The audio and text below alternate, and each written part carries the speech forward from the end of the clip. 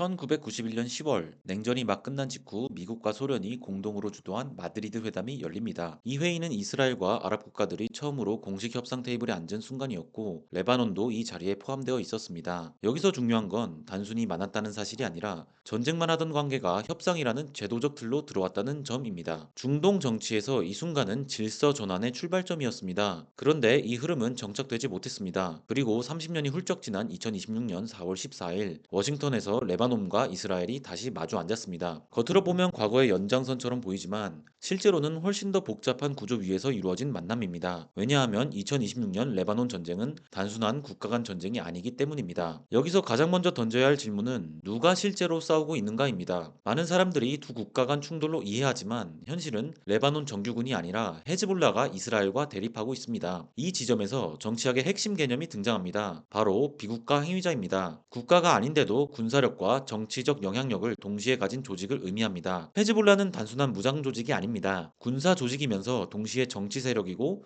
지역 사회에서 학교와 병원을 운영하는 사회 서비스를 제공하기도 합니다. 국가가 모든 권력을 장악하지 못할 때 등장하는 병렬 권력 구조입니다. 이건 레바논이라는 국가의 특성과도 연결됩니다. 레바논은 국가가 무력을 완전히 독점하지 못하는 전형적인 취약 국가입니다. 국가가 폭력을 독점하지 못하면 다른 조직이 그 기능을 대신하게 됩니다. 헤즈볼라가 바로 그 결과입니다. 그래서 2026년 레바논 전쟁은 형식적으로는 국가 간 충돌이지만 실제로는 국가와 비국가 행위자가 얽힌 복잡한 전쟁입니다. 이 지점에서 회담의 구조적 한계가 드러납니다. 협상 테이블에는 레바논 정부와 이스라엘이 앉아있지만 실제 전쟁을 수행하는 핵심 주체인 헤즈볼라가 빠졌습니다. 그리고 더 중요한 건 헤즈볼라가 이 회담 결과에 구속되지 않겠다는 입장을 이미 밝혔다는 점입니다. 이건 협상이 성립하더라도 현장에서는 작동하지 않을 수 있다는 의미입니다. 이제 이란의 입장을 살펴봐야 합니다. 헤즈볼라는 레바논 내부 조직이지만 동시에 이란의 지역 전략 속에 포함된 존재입니다. 즉 대리전인 것입니다. 직접 싸우지 않고 다른 행위자를 통해 영향력을 행사하는 방식입니다. 이란은 오랫동안 이 구조를 통해 이스라엘을 견제해 왔습니다. 그런데 최근 이 관계에서도 균열이 생기고 있습니다. 헤즈볼라가 독자적으로 군사 행동을 하면서 레바논 정부는 이란과 거리를 두려는 움직임을 보이기 시작했습니다. 이 변화의 배경에는 경제가 있습니다. 레바논은 이미 2019년 금융위기를 겪으며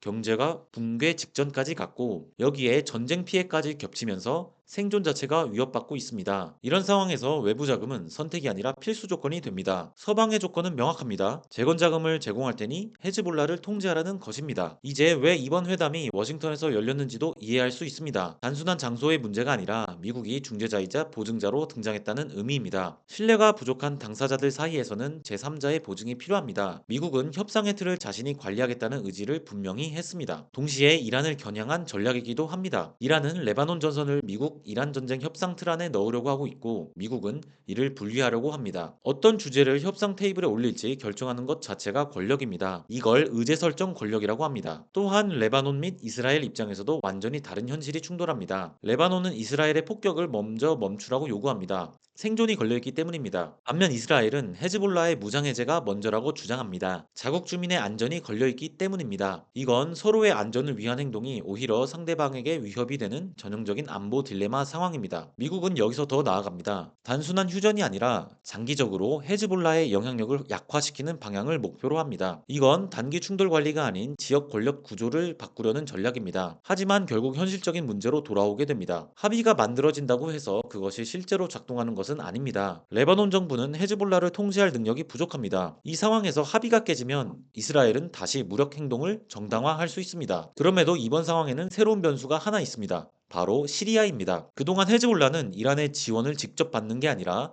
시리아를 거치는 지상보급로를 통해 무기와 자금을 공급받아왔습니다. 이 경로를 가능하게 만든 핵심이 바샤르 알 아사드 정권이었습니다. 시리아가 사실상 이란과 헤즈볼라를 연결하는 군사 통로 역할을 했던 것입니다. 그런데 최근 이 권력 구조가 무너지면서 상황이 바뀌었습니다. 아사드 정권을 무너뜨린 알샤라 정부는 이란과 이전처럼 밀착하지 않고 헤즈볼라를 적극적으로 지원하지도 않았습니다. 이건 단순한 외교 변화가 아니라 군사적으로는 보급선이 흔들린다는 의미입니다. 전쟁은 보급이 끊기면 지속하기 어렵습니다. 그래서 이 변화는 헤즈볼라의 행동을 제약하는 압력으로 작용할 수 있고 이번 협상이 실제로 작동할 수 있는 조건을 만들어주는 변수로 작용하고 있습니다. 결국 이번 회담의 현실적인 결과는 완전한 평화가 아니라 긴장을 관리 가능한 수준으로 낮추는 방향일 가능성이 큽니다. 중동에서는 반복되어 온 방식입니다. 갈등을 없애는 것이 아니라 통제하는 것입니다. 그리고 이제 시간이 중요한 변수로 등장합니다. 미국과 이란 사이의 협상 시한이 다가오고 있고 레바논 전선의 정리가 그 협상에도 영향을 주게 됩니다. 마지막으로 남은 질문은 하나입니다. 이 상황을 실제로 결정하는 힘은 어디에 있는가입니다. 형식적으로는 국가들이 협상하고 있지만